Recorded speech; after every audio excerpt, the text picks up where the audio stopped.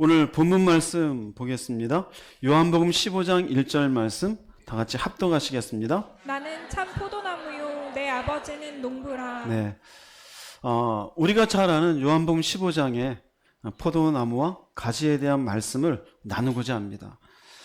성경에 많은 주옥 같은 말씀들이 많지만 사실 우리에게 너무 친숙한 말씀이에요. 그런데 이 말씀만큼 제대로 주님이 주시는 의미를 파악하고 사는 성도들은 드문 것 같아요. 포도나무 비유다, 그럼 그냥 알아요. 그러나 그 비유가 제대로 내게 주는 의미가 무엇인지 그 의미를 붙잡고 하나님 앞에 살아가는 성도들은 참 드뭅니다. 그래서 오늘은 포도나무와 과지의 관계가 주는 교훈에 대해서 말씀을 나누겠습니다. 여러분에게 빛과 같은 말씀이 되기를 주의 이름으로 축복합니다. 먼저는 주님 말씀하죠. 나는 참 포도나무다. 내 아버지는 농부다. 그러니까 은유가 되어지죠. 농부와 포도나무를 통해서 우리들에게 이해를 쉽게 하기 위해서 설명해 주시는 겁니다. 먼저 참 포도나무와 농부에 대해서 좀 나눠볼게요. 농부는 누구일까요? 농부는 하나님입니다. 농부는 하나님의, 그러면 농부의 바람은 뭘까요? 농부는 열매죠. 그죠? 열매가 맺혀지지도 않는 농사를 짓는 농부는 세상에 없습니다. 무엇이든지 열매를 바랍니다. 그러면 포도나무가 있어요. 포도나무에는 예수님이죠. 그럼 포도나무의 역할은 뭘까요? 포도 열매를 맺게 하는 것이에요. 여기에 더 덧붙일 게 있을까요? 없습니다. 자, 그러면 여기 포도나무는 포도나무인데 앞에 참자가 붙었어요. 그죠? 포도나무는 되잖아요. 참이라는 말이 붙었어요. 참이라는 말은요, 알레디노스라는데 진짜, 실제라는 거예요. 그러니까 그 말의 의미는 가짜가 있다는 얘기, 없다는 얘기? 있다는 거예요. 실제하지 않는 게 있다라는 게 없다라는 거예요? 있다라는 거예요. 즉 하나님이 원하시는 열매를 맺게 하는 유일한 나무는 오직 누구밖에 없어요? 예수님밖에 없어요. 오직 예수님밖에 없어요. 자, 여기서 한번 보세요. 농부를 포도나무라 그래요? 그럼 포도나무는 누가 심었어요? 포도나무는 당연히 농부가 심었죠. 예수님을 이 땅에 누가 보내셨어요? 하나님이 세상을 이처럼 사랑하사 독생자를 보내셨어요. 그 보내신 이유가 뭘까요? 열매입니다. 이 예수를 통해서, 그럼 이전에는 뭐가 있었다는 얘기예요? 가짜가 있었어요. 실제하지 않는 허구가 있었어요. 그러면 가짜와 허구는 무엇일까? 가짜와 허구는 무엇이냐면요, 사람은 누구든지 자기가 옳다는 인생관을 가지고 살아요. 윤리적인 인생, 철학적인 인생, 도덕적인 인생, 자신의 인생을 경험을 60, 70의 경험으로 얻은 세상적인 이런저런 생각들, 수많은 세상의 가르침들, 이게 무엇을 만들어요? 물질에 대한 생각, 사람은 이래야 돼, 자녀는 이렇게 키워야 돼, 직장생활은 어떻게 하고, 성공이 무엇이고, 사는 것, 죽는 것이 무엇이고, 내세는 무엇이고, 나름대로 자기가 옳다 하는 관들을 가지고 다 살아요. 이 물질 때문에, 사람의 관계 때문에 때로는 자기의 어떤 결정이라든지 생각이 사람들에게 드러나게 돼 있어요. 이게 전부 뭘까요? 가짜예요. 이해되세요? 가짜라는 의미는 가짜 열매라는 얘기예요. 윤리적인 인생인데 가짜 열매. 물어볼게요. 공자왈 맹자왈을 너무 잘 알아요. 이 사람이 과연 하나님이 원하시는 열매 인생일까요? 그렇진 않겠죠. 돈을 많이 벌어서 100억대가 넘어요. 하나님이 원하시는 열매일까요? 제가 되게 어려운 거 물어봤습니까? 네. 하나님 원하신 열매입니까? 아니에요. 자녀를 하버드에 보냈어요. 하나님 원하신 열매일까요? 대답은 잘하시죠. 무슨 말인지 아세요? 참 포도나무이신 예수님에게서 나온 열매가 아닌 것은 모두 뭐입니까? 가짜고 허구예요. 많은 사람들이 가짜를 붙잡고 살아요. 허구를 붙잡고 살아요. 실제가 아니다 이거예요. 지나고 나면 모래성이 무너지듯이 아무 힘도 없이 나한테 도움이 되지 않을 것들을 붙잡고 살아가요. 그렇기 때문에 하나님이 이 땅 가운데 참 포도나무이신 예수를 보내시고 예수를 통하여 나온 열매를 원하셔요. 그럼 예수를 통해서 나온 열매라는 건 뭘까요? 우리가 흔히 알고 있는 열매, 사랑과 기다고 화평과 오래 참은 자비 양선, 이런 것 외울 필요 없어요. 단지 예수를 통해서 내가 가지게 된 세상을 바라보는 사고, 사람을 대하는 태도, 달라져야 돼, 안 달라져야 돼요? 인격은 달라져야 돼, 안 달라져야 돼? 달라져야 돼요. 성품은 달라져야 되죠. 예수를 믿는데 성품이 막 싸나워요. 누가 건드리면 막 그냥 막 화를 잘 내요. 그게 열매일까요? 교회를 한 50년 다녔어요. 근데 여전히 물질적인 걸 붙잡고 살아가. 이게 열매일까요? 자녀의 잘됨이 자기 인생의 성공으로 여기 이게 과연 열매일까요?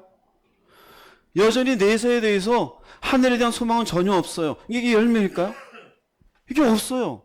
그러면 저 생각해 보세요. 왜 포도나무를 보내요? 가짜를 깨닫게 하기 위해서.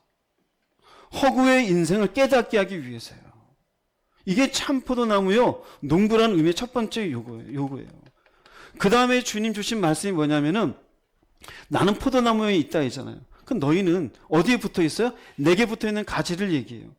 요한복음 15장 2절 말씀 읽어보겠습니다. 무릇 내게 붙어 있어 열매를 맺지 아니하는 가지는 아버지께서 그것을 제거해 버리시고 무릇 열매를 맺는 가지는 더 열매를 맺게 하려 하여 그것을 깨끗하게 하시느니라. 네. 내게 붙어 있어 열매를 맺지 않은 가지는 내게 붙어 있대요. 이거 굉장히 중요한 얘기예요. 내게 붙어 있다. 이게 뭘까요? 내게는 나는 누구일까요? 누구입니까? 가지잖아요. 가지는 누구? 예수님이에요. 그럼 예수님께 붙어 있다는 의미가 뭘까요? 예수를 뭐 하는 사람일까요? 믿는 사람이에요. 믿지 않는 사람은 아예 붙어 있어요? 안 붙어 있어요? 안 붙어 있어요. 교회에 나오질 않아요. 바깥에 있어요. 어딘가에 캠핑하고 있어요, 지금. 왜요? 나는 거기 붙어 있지 않으니까. 그러면 보세요. 붙어 있다는 의미가 뭘까요? 예수를 믿은 건 내가 와서 예수 믿기다 탁탁 붙었을까요? 여러분들이 예수를 믿었을 때 가만히 생각하다가 아, 예수 믿어 내가 구원받겠다. 예수 믿은 사람 손 들어보세요. 없어요. 이게 무슨 의미냐면요. 은혜로 예수를 믿었다는 것은 감화가 있었어요. 감동이 있었어요. 병이 치료받는 기적이 있었어요. 능력을 경험했어요. 각종 은사가 있어요. 눈에 보이는 환상이 있었고 귀에 들려지는 예언이 있었어요. 남들 보지 못하는 뭔가 신비한 초자연적인 경험이 있었어요. 이게 전부 뭡니까? 이걸 은혜라 그래요. 그 은혜는 내 것입니까? 하나님 것입니까? 하나님 것이. 나랑 관계없어요. 은혜를 통해서라는 의미는 그런 은혜가 계기가 되어져 아, 하나님은 살아계시구나. 예수님이 내 죄를 위해서 이 땅에 오셨구나. 이제 내가 예수가 나를 위해 죽으시고 십자가에서 죽으신 지 사흘 만에 부활하신 것을 내가 믿습니다가 되면 어디에 붙게 되어져요? 가지가 되어져 나무에 붙게 되어져요. 즉 이전에 내게 나는 이런 건 아무것도 없었으면 저절로 믿음을 가질 수 있어요? 없어요? 절대 없어요. 여러분에게 물어볼게요. 나는 예수를 믿습니다는 분 아멘 해보세요. 믿습니까? 안 믿습니까? 믿죠. 그럼 여러분들은 어디에 붙어 있어요? 가지. 그럼 여러분은 무엇을 받은 사람이에요? 은혜는 내 겁니까? 아닙니까? 아니요. 하나님의. 그래서 성경은 예수를 믿게 된 건 니들이 믿고 싶어 믿은 게 아니다 그래요. 이걸 명확하게 보여주는 것이 요한복음 1장 12절 13절에 읽어보겠습니다. 그분은 자기를 영접하고 믿는 사람들에게는 하나님의 자녀가 되는 특권을 주셨다. 이 사람들이 하나님의 자녀가 된 것은 핏줄이나 육체적 욕망이나 사람의 뜻으로 된 것이 아니라 하나님의 뜻에 의해서 된 것이다. 요한복음 15장 16절입니다. 너희가 나를 택한 것이 아니요 내가 너희를 택하여 세웠나니. 자요. 영접했어요. 조금 전에 설명한 내용입니다. 내 죄를 위해서 죽으시고 사흘 만에 부활하셨고 구원의 길을 열어주신 줄 내가 믿습니다. 특권이에요. 근데 어떻게 된 거예요? 하나님의 뜻에 의해서. 즉 하나님의 뜻에 의해서 내게 감화를 주신 거예요. 감동을 주신 거예요. 남들이 이해 못할 기적을 경험했어요. 어떤 분들은 길을 가다가 번쩍 환상을 보기도 했어요. 어떤 분은 교회 안에 기도하다가 실제 육성으로 주의 음성을 듣기도 했어요. 그건 전부 뭘까요? 하나님의 뜻에 의해서. 그걸 뭐라고 표현해? 네가 나를 택한 게 아니라 내가 너를 택했다라는 거예요. 그럼 그 은혜는 철저하게 내 겁니까? 하나님 겁니까? 하나님 거예요. 자, 하나님이 우리에게 은혜를 베풀었어요. 은혜를 베풀어서 믿게 된 사람은 어디에 붙어 있는 가지? 어디에 붙어 있는 가지? 예수님에게 붙어 있는 가지. 포도나무에 붙은 가지가 돼요. 그런데 포도나무에 붙었는데 이것으로 다 구원이냐? 아니라는 거예요, 이 말씀. 자, 볼게요. 4개 붙어 있는 가지가 2가지로 나눠져요. 하나님의 은혜를 베풀어서 기적을 경험한 사람이에요. 병을 막 고쳤던 사람이에요. 능력을 행했던 사람이에요. 근데 하나님은 그건 내 거라는 거예요. 그 가지가 2가지는 하나는 열매를 맺지 않는 가지예요. 또 하나는 열매를 맺는 가지예요. 열매를 맺지 않는 가지는 조금 전에 봤잖아. 이것을 어떻게 합니까? 물은 내게 붙어있어 열매를 맺지 않는 가지는 아버지께서 그것을 어떻게 해요? 재버리신대. 은혜 베풀었는데 처음에 생각해 보세요. 농부가 바라는 건 가지입니까? 열매입니까? 열매예요. 교회에 나오는 교인을 원하는 게 아니에요. 기적을 얘기하면 기적을 경험한 은혜의 사람을 얘기하는 게 아니에요. 그걸 통해 네가 어떤 열매를 맺었냐는 거예요. 이에 대해서 무슨 말인지, 그 열매가 없으면 어떻게 제거해버려. 그 의미가 뭘까요? 예수를 믿고도 어디에 갈 수 있다? 지옥 갈 수 있어요. 즉 제가 말도 못할 은혜를 경험했어요. 막 기도하는 가운데 막 빛이 임했어요. 천사를 봤어요. 손만 대면 사람들이 병이 고쳐졌어요. 방언이 막 터졌어요. 근데 저한테 열매가 없어요. 그럼 내가 어디에 갈 수 있어요? 그 말씀이에요, 여러분. 근데 우린 주로 무슨 얘기를 해요? 은혜를 많이 받았다를 믿음이 있는 줄 알아요. 주님의 이 비유는요, 아니라고 얘기해 주는 거예요. 그 열매를 맺는 가지는 뭐냐면요, 내가 은혜를 베풀어 주어서 포도나무의 가지가 되어 있었더니, 네가 주님을 닮아가는 성품이 되었구나. 주님을 닮아가는 인격을 가졌구나. 이제는 남들을 이렇게 째려보더니 이제는 사람을 향한 따뜻한 태도를 가지게 되었구나. 생각하는 것도 세상과 달라졌고, 그럼 어떻게 돼요? 그래, 너는 더 주님을 닮아가기를 내가 소망한다. 이에 대해서 무슨 말인지? 그럼 계속해서 주님 닮아가는 삶으로 살아간다는 의미가 뭡니까? 더 열매 맺기를 바라시는 주님의 모습이에요. 잘 기억하세요. 교회 안에 그저 내가 은혜 받은 것으로 자기는 여기에 속한 줄 알아요. 아니요. 제가 볼 때는 많은 성도들이요, 예수를 믿고도 지옥 갈 수 있다는 사실을 몰라요. 가만히 성도들과 이야기하다 보면요, 자신이 어떤 은혜를 받았는지를 얘기해요. 하나님은 그 은혜를 가지고 어떻게 열매를 맺어지는지를 바라보고 계셔요. 여러분 교회 다니고 수십 년 됐잖아요. 어떤 열매예요? 주님을 닮아가는 주님의 인격과 사람을 대한 태도가 있습니까? 조금 전에 얘기했죠. 어떤 게 가짜이고 어떤 게 허구의 열매인지.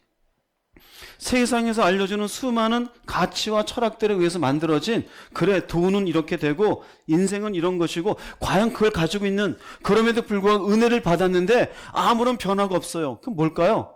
지옥 갈 수 있어요. 예수를 믿고도, 은혜를 경험하고도, 기적을 경험하고도, 예언을 하면서도, 방언을 하면서도, 하다못해 내가 손만 대면 사람들의 병을 고치면서도 지옥 갈 수 있다 없다? 지옥 갈 수 있어요. 지옥 갈 수 있어요. 예전에 제가 한참 기도할 때 삼각산에 갔었는데 거기 한 20-30명이 모여 있었어요. 뭐 하나 봤더니 사람들이 봉투에 돈을 넣어 주면은 그걸로 예언하고 앉았어요. 소름이 끼쳤어요. 소름이. 자, 그 예언하는 그 사람 은사는 있지만 열매일까요? 열매가 아닐까요? 주님이 사람들의 병 고쳐주면서 돈 받고 고쳤을까요?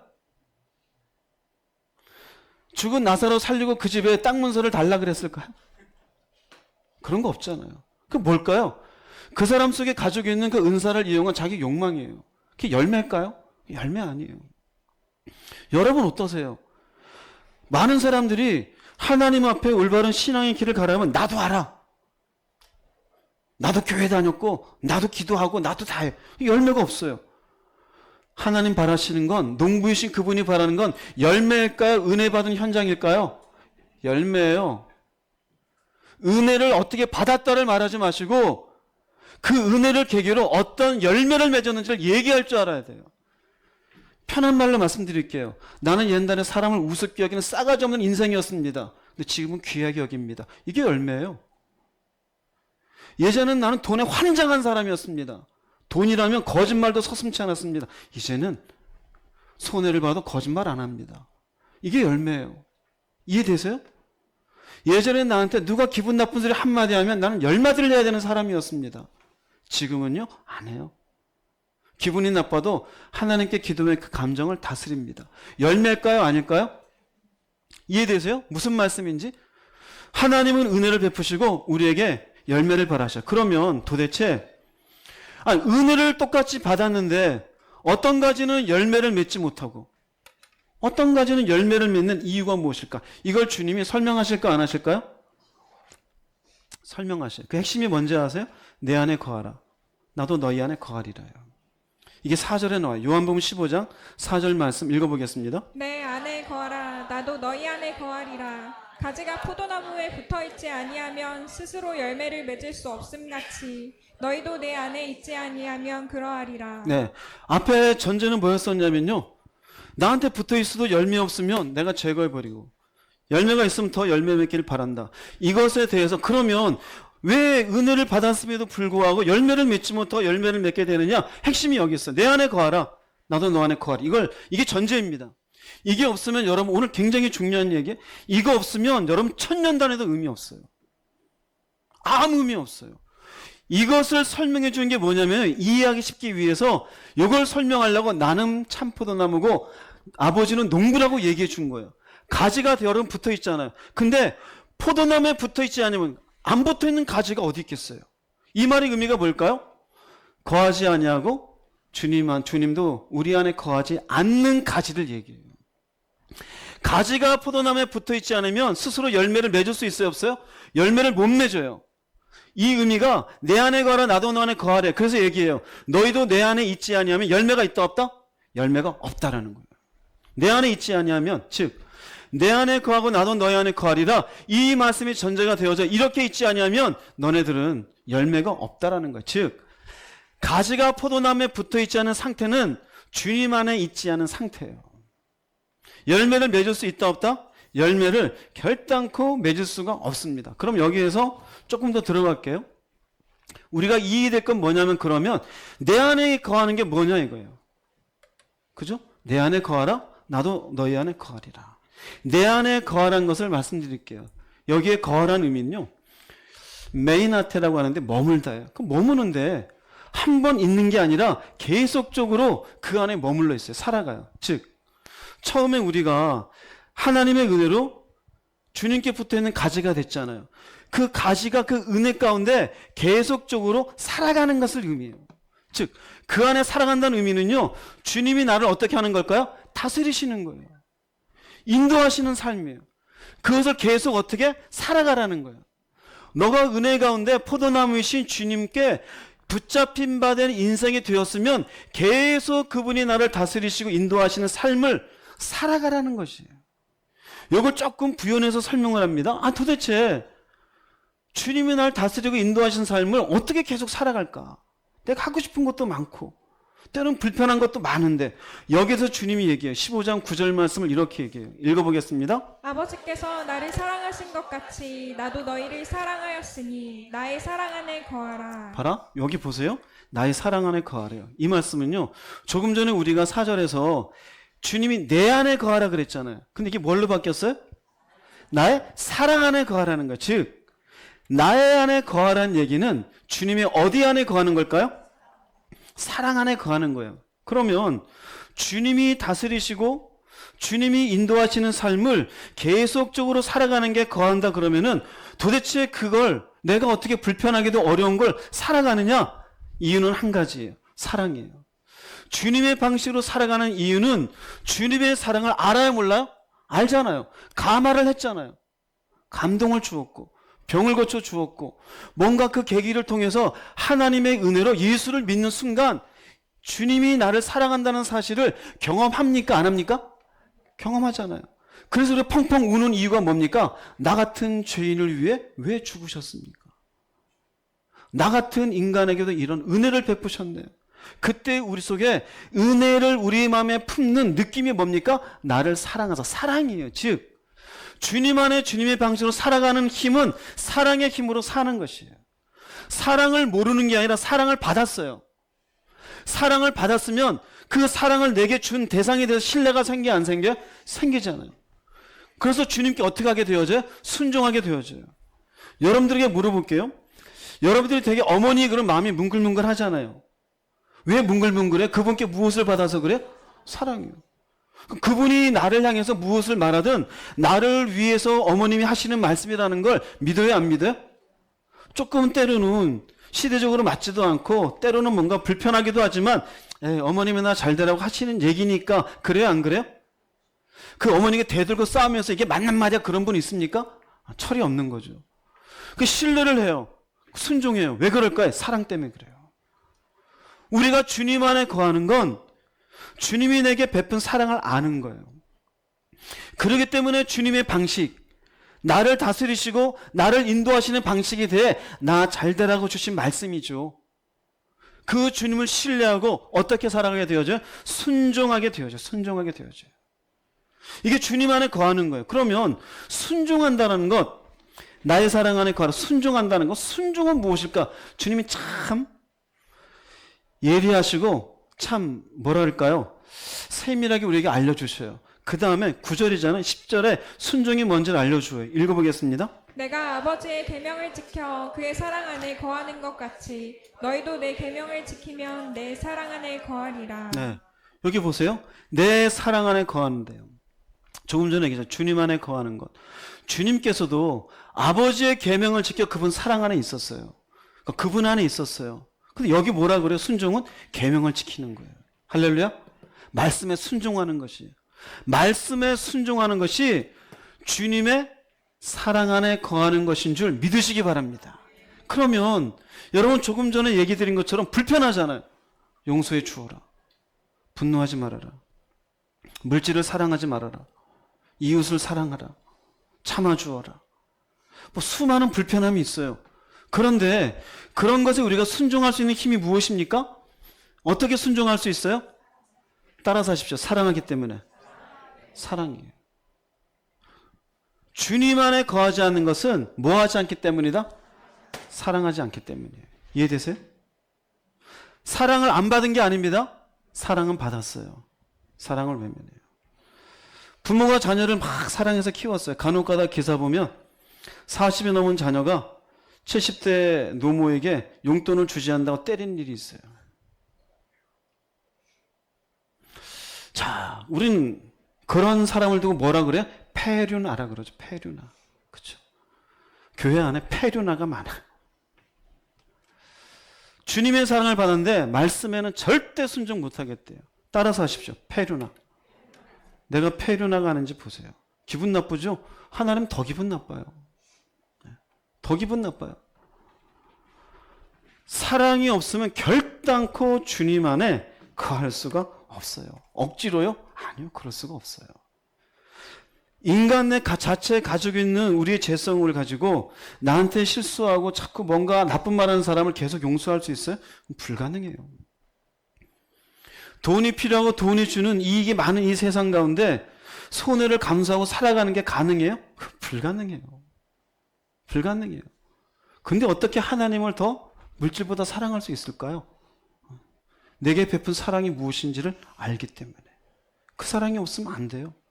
이걸 명확하게 바울이 설명한 곳이 있어요. 고린도후서 5장 13, 14절 읽어보겠습니다. 우리가 만일 미쳤어도 하나님을 위한 것이요 정신이 온전하여도 너희를 위한 것이니 그리스도의 사랑이 우리를 강건하시는도다.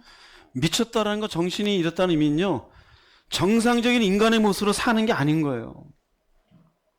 자기 이익거리를 위해서, 자기 출세를 위해서 세상의 성공을 위한 게 아니라 고린도 교인들에게 바울이 봤으면 바울은 자신의 인생을 다 던진 사람이잖아요. 어떻게 저렇게 미치게 살까? 근데 뭐라고 표현해? 이건 내가 이렇게 사는 건 그리스도의 사랑이 우리를 강건하시기 때문에, 강건한다는 의미는요, 시내컨대 붙잡다 둘러싸다요. 뭘까요? 하나님의 사랑이 나를 붙잡고 있는 거예요. 그 사랑이 나를 붙잡고 있어서, 웅진 형제님, 그 앞에 안 썼나 보네. 여기에 붙잡고 있어서 이 사랑 가운데 내가 사랑의 힘이 나를 붙잡고 살아가게 하는 거예요. 사랑의 힘이. 이해되세요? 무슨 말인지? 그러면 내가 그런 사랑의 힘이 없으면 어떻게 될까요? 말씀은 너무나 힘들어요. 나는 왜 주님 안에 있지 못한, 열매 맺지 못한 인생일까? 사랑이 없어서 그래요. 사랑이 없어 결단코 이런 인생을 살 수가 없어요.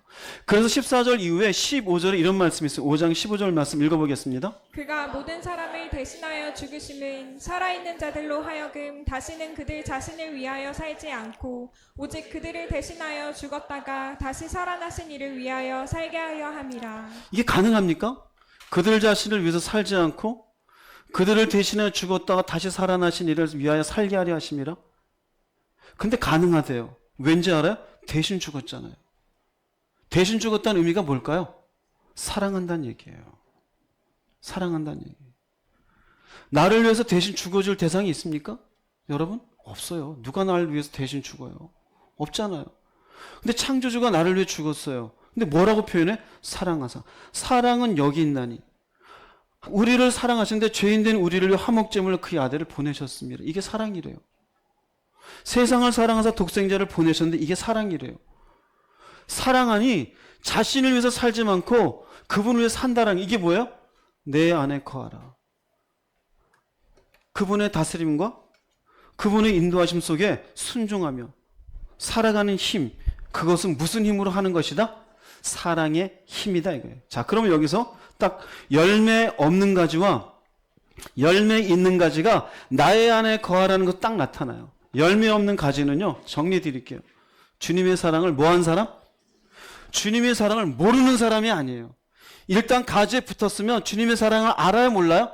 아는 사람이에요. 잊은 사람이에요. 잊었으니 신뢰하지 못해요. 순종이 있을까요? 순종이 없어요. 열매가 있을까요? 열매 없어요. 열매에 맺는 가지는 뭘까요? 그 사랑을 계속해서 품고 있어요. 그러니 주님을 신뢰하는 게 계속 마음에 있어요. 순종해요. 열매가 어떻게 될까요? 있어요? 없어요? 당연히 열매가 있어요. 여러분은 어디에 머물러 있습니까? 나도 예수 믿는데요. 하나님 은혜 베푼 거예요. 어쩌라고요? 농부이신 하나님은 열매를 원해요. 내 안에 거하라. 내 사랑을 알면 나의 사랑의 힘으로 나의 다스림을 받으며 내 안에 살아라는 거예요. 근데 우리 뭐라고 그래요? 못 살겠는데요? 돈이 좋은데요? 성공이 좋은데요? 편하게 살고 싶은데요? 그런 사람들은 뭐가 된다고요? 폐륜아. 그 끝은 뭐가 될까요? 제거해 버리신다 그러잖아요. 두 번째가 있어요. 내 안에 거하라. 그런데 주님이 얘기해요. 나도 너희 안에 거하리라. 나도 너희 안에 거하리라. 웅진 형제님, 여기에 나도 너희 안에 나도라고 하는데 나는이라고 나도라고 됐어요. 나도 카고인데 나도 역시 I also. 결과적 의미. 무슨 의미냐? 주님의 사랑을 품고 주님께 순종하며 살아가는 그 사람에게 주님께서 그래? 그럼 나도. 이런 의미예요. 그럼 여기에는 이 말씀은 앞에 주님 안에 있지 않으면 이것을 누릴 수 있을까요? 없을까요? 절대 못 누려요. 머리로는 돼요. 안 돼요. 왜요? 나도예요. 결과적 의미예요. 즉 주님을 사랑하는 힘으로 순종하고 살아가면 내 안에 주님이 거하신 은혜를 그때 허락해 주시겠다는 거예요. 전제예요. 주님이 나를 다스리는 내면의 상태가 되어져요. 내가 하나님 앞에 사랑을 깨닫고 사랑으로 주의 말씀 가운데 주님을 신뢰하며 살아가면 세상이 모르는 내 속에 주님이 내 안에 계시는 다스리는 상태가 되어져요. 할렐루야. 교회 안에도요, 이게 없는 사람 많아요. 이제 이유를 설명해 드릴게요. 왠지 아세요? 이전에 여러분이 주님 안에 거하지 않으니까 그래요. 그러면 주님이 나를 다스리시는 내면의 상태가 무엇일까? 내 안에 어떻게 거할까? 주님이 내 안에 거하신 신비적인 뭔가 이게 뭐 초자연적인 현상 같은데 아니요. 그렇게 신비스러운 건 아니에요. 주님이 내 안에서 나를 다스리는 것은요, 두 가지예요. 하나는 말씀으로 우리를 다스리셔요. 요한복음 15장 7절 말씀 읽어보겠습니다. 너희가 내 안에 거하고 내 말이 너희 안에 거하면 무엇이든지 원하는 대로 구하라. 그리하면 이루리라. 네, 너희가 내 안에 거하고 이제는 이 안에 뭐가 있어요? 내 말이 너희 안에 거합니다. 내가 너희 안에가 아니고, 즉 이 말은 4절에는 나도 너희 안에 거하리라는 말씀이 무엇으로 바뀌었어요? 내 말이 너희 안에 거하면이에요. 내 말이 너희 안에 거하면. 즉 주님은 우리 안에 무엇으로 다스리셔요? 말씀으로 다스리셔요. 말씀으로 우리 가운데 계셔요. 왜 그럴까요? 요한복음 1장에서 얘기해요. 말씀이 육신되어 우리 가운데 오신 하나님이에요. 예수께서 말씀해요. 내가 너에게 이르는 것이 곧 생명이고 영이니라. 우리 안에 말씀이 풍성한 건 주님이 풍성하신 거예요. 내 안에 내면을 다스린다는 내면에 뭐가 있어요? 우리의 생각과 감정이 있어요. 그래서 내가 화를 내려고 할 때 말씀이 분노하지 말라. 사람이 분을 내는 것은 하나님의 의를 이루지 못하는, 화내지 말아야지. 뭔가 나에게 잘못한 싸우려고 할 때 용서해 주어라. 70번씩 7번이라 용서해 줘. 그래. 이에 대해서 무슨 말인지? 물질에 어떤 욕심이 생겨서 거짓말하려고 할 때 내가 돈 때문에 또 이런 짓을 하면 안 되지. 그래, 좀 손해보더라도 정직하게 살자. 그게 뭘까요? 말씀이 내 감정과 생각을 다스리며 통제하는 상태예요. 통제하는 상태. 자, 물어볼게요. 요 전에 전제가 있었잖아요. 내가 주님을 신뢰하며 순종하지 않는 사람이 이 통제가 될까 안 될까요? 안 돼요. 그래서 나도라고 얘기한 거예요. 즉 말씀이 역사할 수가 없어요. 흔히들 얘기해요. 나 교회 열심히 다니는데 왜 내 안에는 아는데 그 말씀이 왜 내 안에는 그 순간에 떠오르지 않을까? 왠지 아세요? 사랑의 힘으로 그분께 순종하며 살지 않기 때문에 그래요. 그러나 순종하며 주님 안에 살게 되어지면 주님의 말씀이 내 생각과 감정을 다스리는 내면을 갖게 되어져요. 나는 왜 안 될까가 아니에요. 첫 번째 먼저 바꿔야 돼요. 두 번째로 주님이 우리 안에 계시는 것은 성령으로 우리를 다스리셔요. 요한복음 14장 17절 말씀 읽어보겠습니다. 그는 진리의 영이라 세상은 능히 그를 받지 못하나니 이는 그를 보지도 못하고 알지도 못함이라. 그러나 너희는 그를 아나니 그는 너희와 함께 거하심이요 또 너희 속에 계시겠음이라. 성령님이 우리와 거하시며 우리 속에 계셔요. 성령님이 우리 속에 계시면서 그분은 진리의 영이셔요. 구원의 길로 우리를 도와주시는 분이셔요. 그러므로 성령은 우리가 안에 거하시면서 우리를 다스리셔요. 이것도 전제죠. 이전에 내가 주님 안에 주님을 사랑의 힘으로 살려고 애쓰는 자에게 비로소 그분이 내 안에서 다스리시는 게 느껴지는 거예요. 깨닫게 되는 거예요. 그게 없으면 내 안에 성령이 역사하는지 내 정욕이 역사하는지 분별이 될까 안 될까요? 절대 불가능해. 왜요? I also잖아요.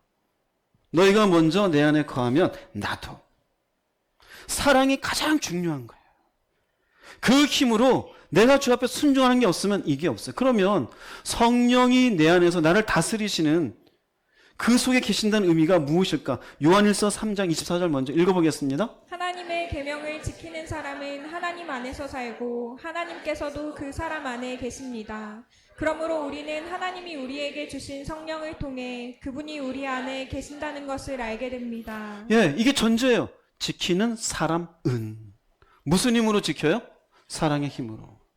근데 우리는 어떻게 해요? 어떻게 말씀대로 사냐 그래요. 그럼 뭐가 없는 사람? 사랑이 없는 사람. 왜 없을까요? 잊은 거예요. 사랑이 없는 게 아니에요. 모르는 게 아니에요. 잊은 거예요. 그러면 그렇게 지키지 않는 사람은 성령을 통해 그분이 우리 안에 계신 거 알까요? 모를까요? 몰라요. 몰라요. 그럼 속사람의 성령이 우리 가운데 계시면서 다스리시는 그 은혜를 내가 주님 안에 거하면서 사랑으로 거하게 되어지면 성령이 우리 안에 주신 몇 가지가 있는데 몇 가지만 볼게요. 짧게. 에베소서 3장 16절 말씀 읽어보겠습니다. 은혜가 풍성하신 영광의 아버지께서 성령님을 통해 여러분의 속사람을 능력으로 강하게 하시고. 속사람을. 그 속사람 뭘까요? 생각과 감정과 의지예요. 근데 속사람이 담대해져요.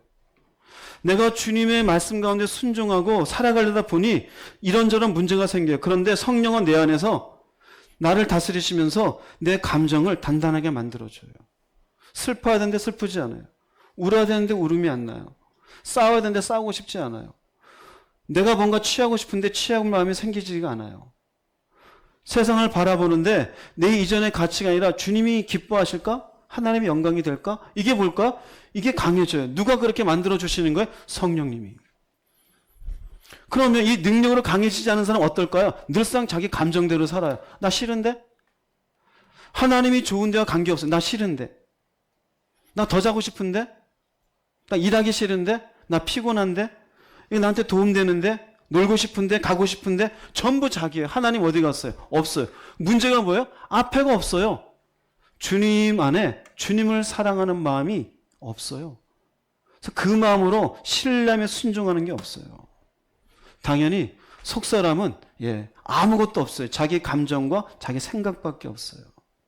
그다음 성령님이 우리를 다스리시는 거, 우리를 인도하셔요. 로마서 8장 14절 말씀 읽어보겠습니다. 무릇 하나님의 영으로 인도함을 받는 사람은 곧 하나님의 아들이라. 네, 내가 하나님을 신뢰하는 마음으로 순종하며 주님 앞에 힘든 말씀에도 가요. 그럼 성령이 내 안에서 내 내면 속에 어떻게 할까요? 인도함이 있어요. 인도함이.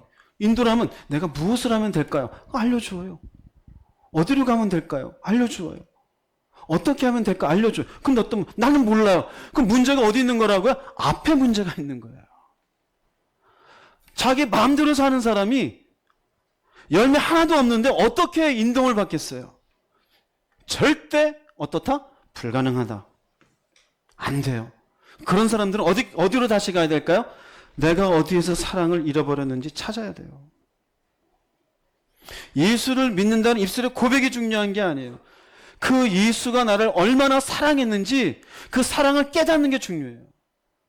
그 사랑의 힘으로 내가 어떻게 예수를 믿었는지를 다시 한번 복기를 하고 그리고 주님 앞에 내가 어떻게 다스림받고 살아야 될지를 한번 일주일이라도 살아보세요. 그러면 알게 되어져요. 이게 약속이에요. 일주일만 순종해도 내 감정과 생각을 꺾고 사랑의 힘으로 순종만 해도 일주일만 지나면 내 안에 화내지 말아라. 그래, 이거는 너가 할 일이 아니야. 그래, 네가 수고 좀 해줘. 내 내면 속에 그런 걸 경험해 보시면 아멘 해보세요. 자연스럽게 되어져요. 그럼 이런 인생에게 그 내면의 상태는 어떨까요? 얼마나 편할까요? 요한복음 14장 27절 말씀 읽어보겠습니다. 평안을 너희에게 끼치노니 곧 나의 평안을 너희에게 주노라. 내가 너희에게 주는 것은 세상이 주는 것과 같지 아니하니라. 너희는 마음에 근심하지도 말고 두려워하지도 말라. 평안해요. 즉 처음에 우리가 나의 안에 거하라 그럴 때 주님의 말씀 안에 거하는 거잖아요. 그럼 그렇게 거하려고 할 때 나한테 불편한 말씀, 힘든 말씀을 내가 막 사랑의 힘으로 처음에 힘들었지만 순종했어요. 그 다음은 손해보는 게 아니에요. 평강이 있어요. 편안을 우리가 추구하는 게 아니라 우리는 피스, 평안을 추구해요. 여러분, 평안은 세상이 주는 게 아니에요. 주님이 주셔요. 내가 주님 안에 거하며 말씀 가운데 성령 가운데 내가 온전히 가게 되어지면 하늘의 영광, 하늘의 영광 나의 맘 속에 차고도 넘쳐. 그게 평안이에요. 내 영혼의 그 깊은 데서 맑은 가락이 울려하네. 그게 뭘까요? 평안이에요. 그걸 돈 주고 살 수 있어요? 그런데 주 안에 거하지 않고 주님을 사랑하지 않는 마음으로 허구, 가짜를 붙잡고 사는 사람은 이거 없어요. 늘상 가졌는데 불안해요. 열심히 일하는데 없어요. 땀을 뻘뻘뻘 흘렸는데 남는 게 없어요. 시간은 보냈는데 주님께 내가 뭐 했는지도 몰라요. 그러니 나타나는 현상이 뭔지 알아요? 종교적인 의식만 찾아요. 나 열심히 교회 다녔어. 열심히 봉사했어. 나 30년 다녔어. 아니면 30년 전에 처음 가지가 나무에 붙을 때 나 그때 은혜 받았어. 나 예수 믿는 사람이야. 괜찮아. 괜찮아요? 절대 괜찮지 않아요. 자, 그러면 나도 너희 안에 거하리라 이것을 가지고 그러면 열매 맺는 가지가 있고 열매 없는 가지가 있는데 두 가지 얘기했잖아요. 내 안에 거하라, 나도 너희 안에 거하리라. 그럼 나도 너 안에 거하리라 가지고 열매 맺지 않는 가지와 열매 맺는 가지를 나누면 이렇게 나누어 줄 수 있어요. 보세요. 열매 없는 가지는 말씀의 다스림도 성령의 다스림도 없어요. 속 사람이 능력에 담대함도 없어요. 인도가 어디 있어요? 평안도 없어요. 그저 교회만 나오고 봉사만 하고 시간만 보내요.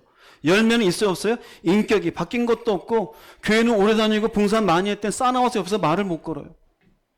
이게 무슨 열매예요? 그 사람 비위를 맞추지 않으면 일이 진행이 안 돼. 이게 열매가 아니에요. 열매가 아니에요. 그 열매 맺는 가지 보세요. 말씀과 성령의 다스림을 받아요. 속사람이 이 생각과 감정 속에 화를 낼 때도 화가 나지 않고 슬퍼할 때 슬픔이 나잖아요. 그분의 인도하심, 내가 무엇을 할까요? 어디로 갈까요? 어떻게 하면 될까요? 얼마나 좋아요. 당연히 열매가 있을까요? 없을까요? 여러분, 하나님이 이런 열매를 바라실까요? 이런 열매를 바랄까요? 이거겠죠. 그죠? 이 열매는 없어요. 여러분, 은혜에 취하지 마세요. 은사 받은 사람 부러워하지 마세요. 대단하네. 대단한 게 그게 아니라요. 오늘 예수 믿고 하루 지났는데 그 다음날 거짓말 안 하는 사람이 대단한 사람이에요. 예수 믿고 일주일 지났는데 다시는 내가 제사 안 지내겠다고 제사상을 둘러엎는 사람이 대단한 사람이에요. 도둑질하던 사람이 예수 믿자마자 도둑질했던 걸 다 끄집어내고 경찰서 가서 자수한 사람이 그 사람이 대단한 사람이에요. 나는 이런 은사 갖고 이런 능력을 경험했고 이런 은혜가 있었고 하나님을 보았고 뭐 어쩌라는 거예요. 그럼 당신의 열매는 무엇입니까? 왜 그렇게 물어봐야 돼요? 농부이신 하나님이 그 열매를 찾고 계시니까요. 이해되세요? 무슨 말인지? 이것을 주님께서 쭉 얘기하시고 그 다음 정리하셔요. 한 번 더. 우리는 가끔 요한복음 15장 읽다 보면 똑같은 말을 같이 할까? 정리하시는 말씀이에요. 요한복음 15장 5절 말씀 읽어보겠습니다. 나는 포도나무요 너희는 가지라. 그가 내 안에 내가 그 안에 거하면 사람이 열매를 많이 맺나니 나를 떠나서는 너희가 아무것도 할 수 없음이라. 반복됐죠? 2절에 있는 말씀. 그가 내 안에 내가 그 안에 거하면. 이게 전제예요. 난 포도나무야. 너희는 가지야. 그럼 가지가 붙은 것도 감사해야죠. 그러면 붙은 가지가 사랑을 가지고 그가 내 안에, 그럼 내가 그 안에, 내가 주님 안에 사랑하는 마음으로 순종하고 살아가고 주님도 내 안에 말씀으로 성령으로 내 안에 다스리면 열매가 많이 맺어져요? 안 맺어져요? 맺어져요. 맺어져요. 온화하게 되어지고요. 사람을 대한 태도가 달라져요. 윤리적으로 이래라 저래라 장유에서 따지지 않게 되어지고요. 하나님의 말씀 안에서 어린아이든 어린이든 동등하게 바라보는 눈도 가져요. 열매예요. 그런데 뭡니까? 나를 떠나는 의미가 뭐예요? 그분 안에 계시도 않고 그분도 내 안에 없어요. 그럼 너희는 아무것도 할 수 없다. 이게 무슨 말이냐면요.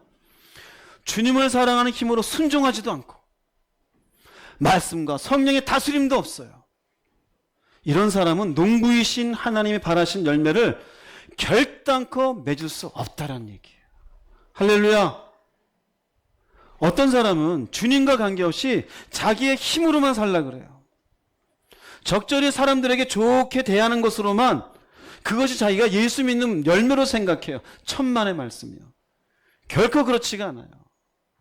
반드시 삶 속에 순종의 힘이 있어야 돼요. 다스리는 자기 복종의 노력이 있어야 돼요. 그것이 내 마음대로 하고 처음에 말씀드린 왜 참포도나무겠습니까? 가짜 열매가 많아요. 나는 열심히 살았어. 뭘 열심히 살았는데요? 나는 애들한테 아내한테 최선을 다해서 뭘 최선을 다했는데요? 돈 벌어준 게 최선입니까? 아니요. 농부이신 하나님 바라시는 열매는 달라요. 그런 게 열매가 아니에요. 여러분의 인생의 방향을 잘 정하시기 바랍니다. 그래서 나를 떠나서는 즉 아무리 가지가 포도나무에 붙어 있어도 주님의 사랑의 힘으로 순종하며 성령과 말씀이 나를 다스리지 아니하면 결국 아무것도 아닌 인생이 되어져요. 자, 그러면 이렇게 나를 떠나게 되어지는 열매를 맺지 않는 이 가지의 마지막이 어떻게 될까? 주님이 이것을 또 얘기해 줘요. 요한복음 15장 6절 말씀 읽어보겠습니다. 사람이 내 안에 거하지 아니하면 가지처럼 밖에 버려져 마르나니 사람들이 그것을 모아다가 불에 던져 사르느니라. 굉장히 무서운 말이잖아요. 근데 우리는 그냥 지나가요. 그렇죠? 사람이 내 안에 거하지 아니하면 뭘까요? 조금 전에 얘기했잖아요. 이건요, 사랑의 관계가 부재된 거예요. 없어요. 없어요. 여러분 자신에게 정직하게 물어보세요. 주님을 사랑합니까? 주님이 날 사랑하는 것을 정말 내 가슴에 믿습니까? 그게 왜 잊어버렸을까요? 관계의 부재예요. 왜 없어졌을까요? 여기서 나오는 게 지금 오늘은 얘기 안 하겠지만 이게 경건생활이에요. 꾸준히 그분과 말씀으로 기도의 생활로 그 사랑의 은혜를 교제하지 못했어요. 그런 어느 날 잊어버려져요. 그럼 내면이 어떻게 될까요? 가지처럼 밖에 마르진대요. 은혜가 없는 마른 상태예요. 자, 이것을 보고 알 수 있는 건 내가 지금 주님과 사랑의 관계가 부재된 걸 내가 스스로 알 수 있을까 없을까요? 있어요. 뭘로요? 은혜가 없어요. 메말라요. 이 속이 답답해요. 평안이 없어요. 돈 들고 쓰는 건 되는데 은혜로 사는 게 안 돼요. 남들은 잘 찾는 것 같은 나는 못 참아요. 아무개 집사님은 용서를 잘해주는 것 같은 나는 용서가 안 돼요. 남들은 생활이 조금 불편해도 하나님을 신뢰하며 견디는 것 같은데 나는 못 견뎌요. 뭘까요? 은혜가 없는 마른 상태예요. 주님은 참 좋으신 분인 게 스스로 깨닫게 해서 마지막은 심판이잖아요. 기회를 계속 주고 있는 거예요.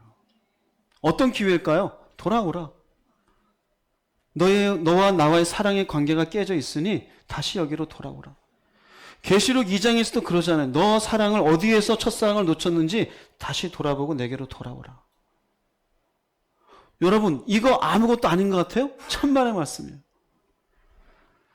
우리는 그냥 시간만 보내요. 그러면 어디로 가까워지는 걸까요? 심판으로 가까워질 뿐이에요.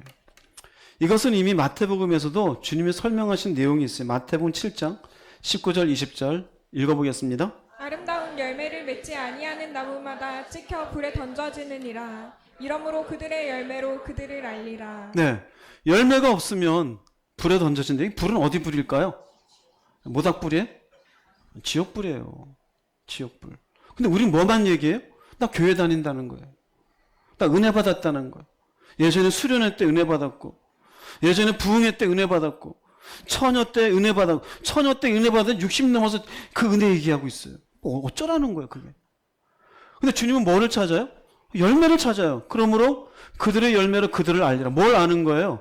이들이 정말로 내 안에 살았던 믿음의 사람인지, 나의 다스림을 받은 사람인지, 아니면 세상에 가짜, 허구를 붙잡고 신기루 같은 인생을 살았는지 열매로 알리라 이거예요.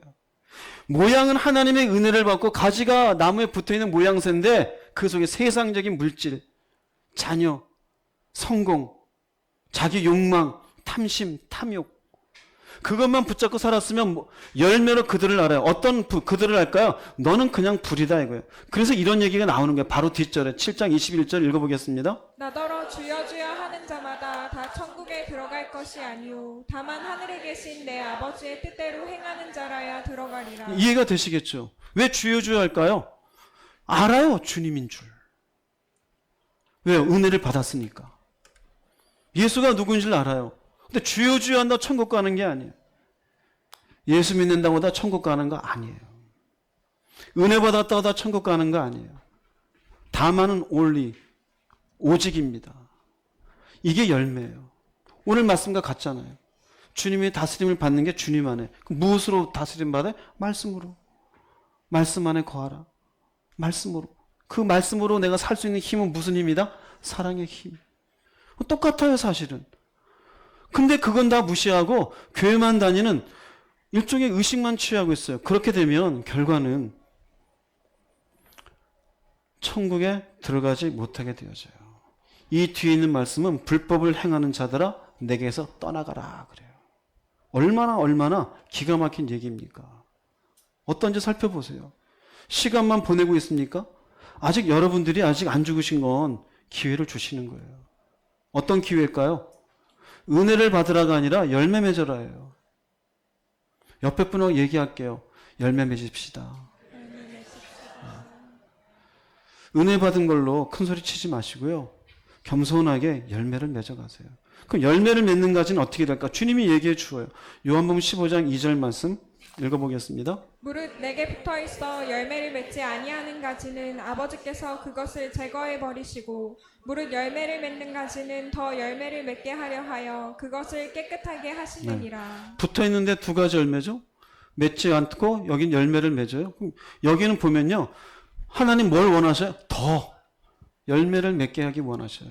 그래서 어떻게 합니까? 깨끗게 한대. 이 의미가 뭘까요? 우리가 이 땅을 살면서 주님을 닮아간다고 하지만 완벽한 닮음이 있을까요? 그럼 부족해요. 늘 주님 앞에 오늘 하나님 거짓말은 용서해 주세요.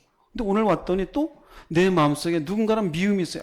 또 미움을 또 해결해 놨더니 세상에 대한 마음이 있어요. 주님은 뭘까요? 깨끗게 한다는 의미가 우리에게 은혜를 계속 베풀어 주셔요. 보여주셔요. 야, 이번에는 너 미움이야. 이번엔 너 교만이야. 이번엔 너는 거짓말이야. 이번엔 너는 탐심이야. 그것을 통해서 어떻게 할까요? 우리를 깨끗게 하셔요. 즉 우리 속에 있는 불순물을 제거하셔요. 그럼 어떻게 돼요? 더욱더 누구를 닮아가요? 주님을 닮아가요. 포도나무니 당연히 무슨 열매가 맺혀야 돼요? 포도 열매가 맺혀야죠. 전에도 말씀드렸는데 포도나무에 붙어있는 가지인데 감나무 열매가 맺히게 해주세요. 이게 말이 됩니까? 내가 이게 사과가 좀 열리게 해줘서 세상 바라보면서 그럼 농부가 포도나무 심고서 사과 열매를 쳐다보고 있는 가지는 어떻게 될까요? 내가 너한테 왜 여기다 붙였는지 이해가 안 된다. 제거해버리겠죠. 근데 탐스러운 열매를 맺을수록 그 가지를 귀하게 여기겠죠. 이게 신앙생활이에요, 여러분. 교회 다니는 게 신앙생활이 아니에요. 1년 52주 제가 늘 얘기하잖아요. 다 다닐 필요 없어요. 바쁘시면 놀러 가세요. 일주일 내내 여러분들 직장생활하는데 언제 그 바쁘신 와중에 어디 휴가라든지 언제 진행했어요. 그런 거 없을 때 가족들하고 열흘이든 20일이든 그냥 가세요. 얼마든지 갈 수 있지. 이탈리아를 가시든 호주를 가시든 괜찮아요. 빠져도. 그런데 안 괜찮은 게 있어요. 난 이렇게 안 살래요. 안 괜찮아요. 이게 신앙생활이에요.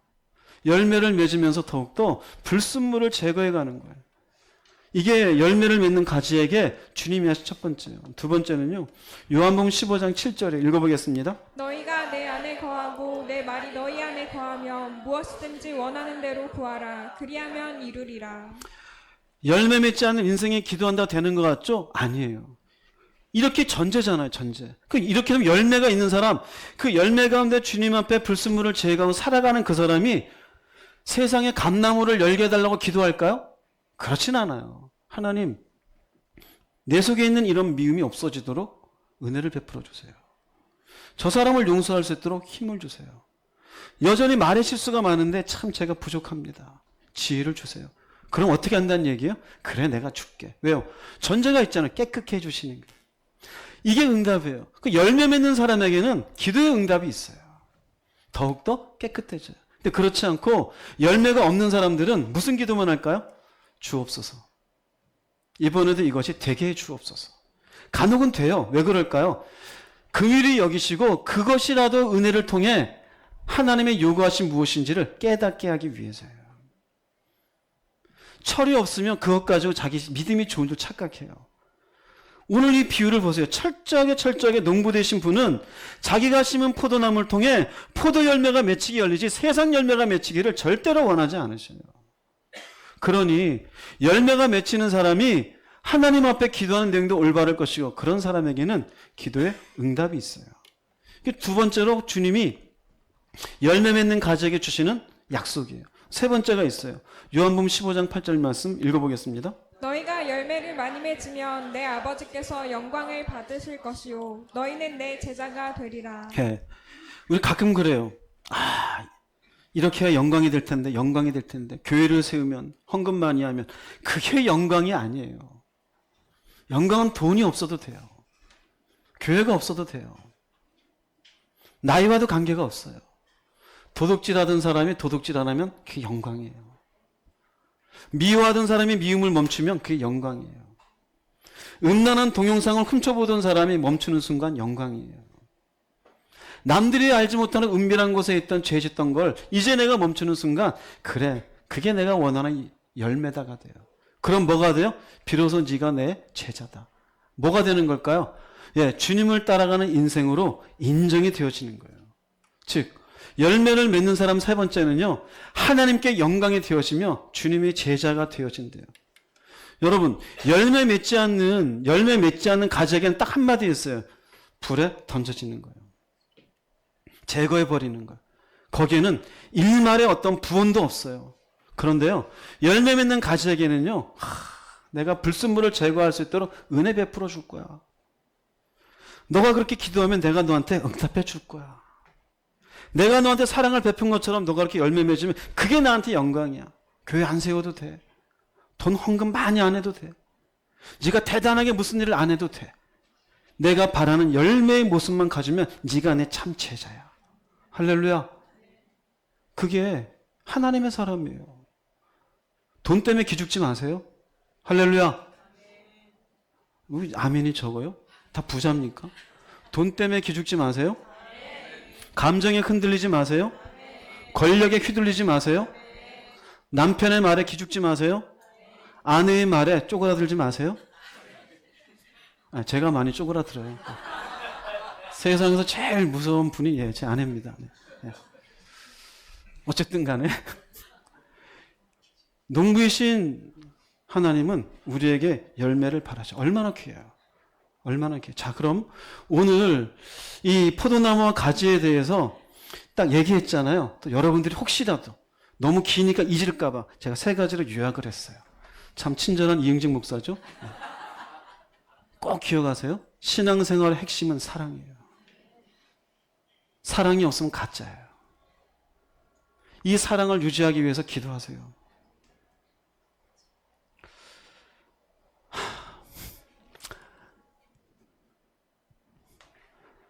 사랑은 우리 전부예요. 사랑이 아니라면 여러분 이 자리에 없어요. 그 사랑이 아니면 우리는 천국을 바라볼 수도 없어요. 제가 목회하는 이유도 사랑 때문이에요. 여러분이 사는 이유도 사랑이 되길 바라요. 신앙생활이라 그랬어요. 이것이 이어져야 돼요. 신앙생활은요, 철저히 자기와의 싸움이에요. 가지는 옆에 가지 신경 쓰는 게 아니에요. 누구만 신경 써요? 나만 신경 써요. 물론 그렇다고 이기적인 인생이 되라는 게 아니에요. 내가 열매 맺기 위해서. 내 자식이 아니에요. 남편도 아니고요. 철저히 자기와의 싸움이에요. 어떤 싸움일까요? 처음에 얘기했잖아요. 가짜 포도나무. 세상의 가치들. 그놈의 성공. 그놈의 윤리. 그놈의 도덕. 그놈의 철학이 아니에요. 그걸 꺾고 내 본성 속에 있는 불순종하고 싶어하는 것들을 끊임없이 싸우는 거예요. 다스리는 거예요. 이게 포도나무의 열매가 주는 교훈이에요. 3번째는요, 기억하세요. 포도나무에 붙은 가지여도, 즉 은혜를 받은 사람이어도요, 기적을 경험한 사람이어도, 은사를 경험한 사람이어도, 대단한 초자연적인 일들을 경험한 사람이어도 결국은 둘 중에 하나로 결산이 되어져요. 기적을 경험했다는 걸 부러워하지 마세요. 은사가 많다는 것도 부러워하지 마세요. 내가 예수 믿는 것 하나면 됩니다. 그 하나로 결국은 내가 열매를 맺으면 돼요. 인생은 내가 결산하는 게 아니에요. 주변 사람이 결산해 주는 게 아니에요. 농부이신 하나님이 결산하셔요. 무엇과 무엇으로요? 열매를 맺었느냐? 열매를 맺지 못했느냐? 인생은 결국 하나님 앞에 둘 중에 하나로 나눠지게 돼 있어요. 생각해봐요. 이 땅에서 자식들이 우리 아버지는 귀하신 분이었습니다. 성실했습니다. 그런데 천국에 갔는데, 하나님 앞에 갔는데 너는 열매가 없다. 그게 무슨 의미가 있어요? 무슨 의미가 있어요? 아무 의미가 없어요. 우린 결국 결산할 그날을 향해서 살아가는 거예요. 하루하루 그분 앞에 좋은 포도나무 열매가 되기 위해서 스스로를 꺾어내는 여러분 될 수 있기를 주님의 이름으로 축복합니다. 결론을 내리겠습니다. 요한복음 15장 5절 말씀 읽어보겠습니다. 나는 포도나무요 너희는 가지라. 그가 내 안에 내가 그 안에 거하면 사람이 열매를 많이 맺나니 나를 떠나서는 너희가 아무것도 할 수 없음이라. 1절에서는 나는 포도나무고 아버지는 농부라 그랬어요. 농부가 바라시는 건 열매입니다. 나는 포도나무고 너희는 가지다. 가지에 붙었잖아요, 여러분. 교회 왔잖아요. 얼마나 귀해요. 그러면 열매를 맺어야겠죠.